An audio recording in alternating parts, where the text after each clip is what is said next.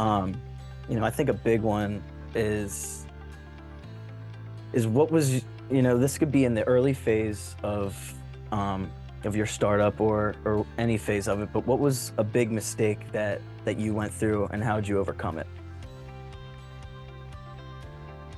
Well, if you ask any successful entrepreneur about near-death experiences, I can assure you, I've never met, I know thousands of entrepreneurs, thousands, probably tens of thousands, all right?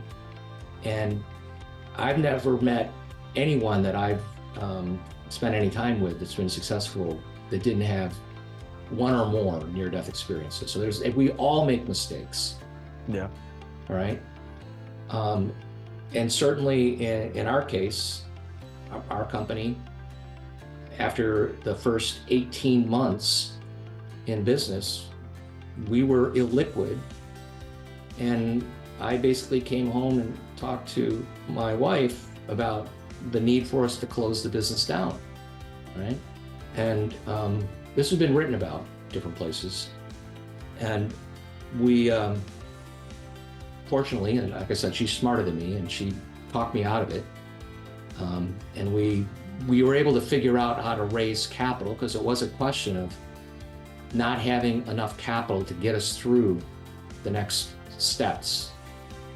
And even though I had a clear vision of what those next steps could be, we were out of money and there was no other income coming in.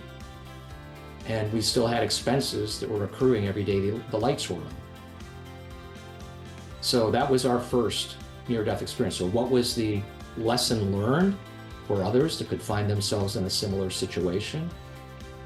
It's obviously one of planning and being realistic about what the capital requirements are for what's being on and really being able to monitor with great care the cash that's available.